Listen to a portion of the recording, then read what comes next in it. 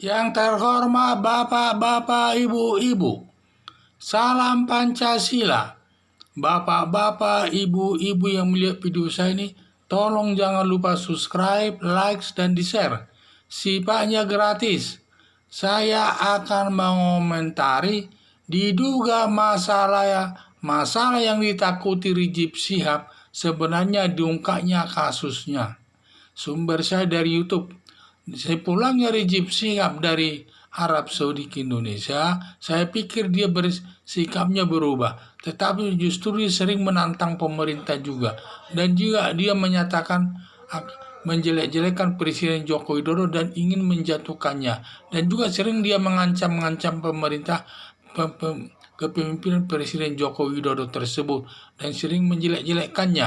Jadi Rizik Syihab sering menuding-nuding pemerintah dan mengancam akan melakukan revolusi akhlak. Katanya dia akan melakukan revolusi akhlak untuk menjatuhkan daripada presiden itu mungkin ya.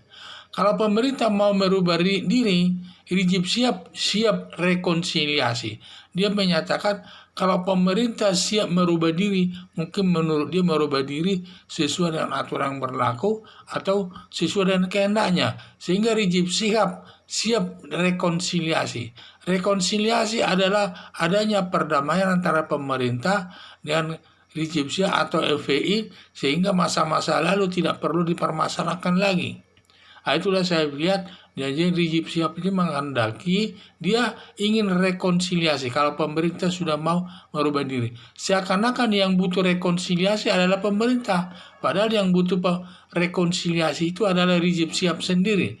Secara tidak langsung Rizik Syihab minta rekonsiliasi, yaitu damai antara pemerintah dan Rizik Syihab tanpa melihat masa lalu yang terjadi. Jadi saya lihat jadi Rizik Syihab ini sebenarnya dia ingin minta rekonsiliasi tersebut karena supaya mereka damai sehingga semua perkara-perkara masa lalu tidak diproses, dianggap tidak ada. Jadi sebenarnya Rizik Syihab yang paling ditakutkan semua perkaranya ada 9 perkaranya diproses oleh kepolisian. Ini saya lihat yang ditakutkan. Jadi Rizik Syihab ini yang paling ditakutkannya semua perkara yang diadukan masyarakat kepada polisi ada 9 perkara takut diproses nanti. Karena ada di sini perkara-perkara yang pengadunya itu termasuk Heri Yosodiningrat. Katanya dia dituduh jadi katanya kader PKI sehingga dia Yosodiningrat tidak bisa menerimanya. Sehingga dia menanyakan kepada polisi kapan penyelesaian perkara daripada Rizik Syihab tersebut diungkap kembali. Nah, itulah terus dilakukannya. Jadi ada dugaan saya masyarakat yang lain juga sama dengan Heri Yosodiningrat ingin perkaranya diselesaikan karena ini ada 9 perkara. Jadi saya lihat banyak yang tuntutan sama Rizik Syihab ini supaya diproses sesuai dengan hukum yang berlaku. Dan ini saya lihat sehingga Rizik Syihab itu selalu mengungkit masalah rekonsiliasi. Dia mengharapkan Rizik Syihab ingin berdamai dengan pemerintah tanpa melihat masa yang lalu. Ya, itulah yang saya lihat. Jadi kalau perkara Rizik Syihab diproses hukum satu persatu, bisa satu perkara itu dijatuhkan 2 tahun karena dia sudah residivis, karena dia sudah 2 kali melakukan kejahatan, sudah selesai menjalani hukumannya, setelah dia selesai menjalani hukumannya, belum waktu 5 tahun dia sudah melakukan kejahatan lagi, termasuk pengaduan masyarakat atas 9 perkara tersebut.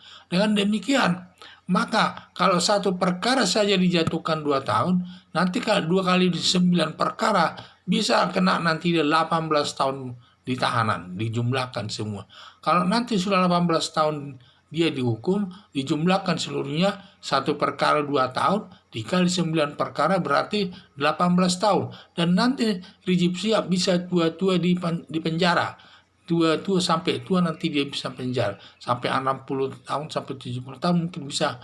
Kalau sekarang umurnya sekitar 52, berarti sudah sampai 70 tahun nanti bisa berada di dalam penjara. Sehingga dia tidak bisa lagi memimpin Forum Pembebasan Islam ini. Nah, itulah yang saya duga dia Rizik Syihab yang paling ditakutkannya itu dugaan saya 9 perkaranya tersebut bisa nanti diproses nanti di pengadilan. Itu yang ditakutinya.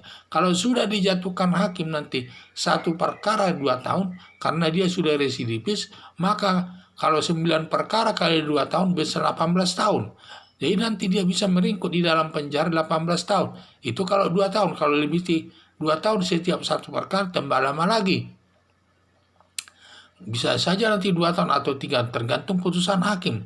Kalau nanti sampai putusan hakim itu tinggi, tinggal kali 9 saja. Berarti kalau 2 tahun setiap perkara berarti 18 tahun. Jadi selama 18 tahun lah nanti dia di penjara.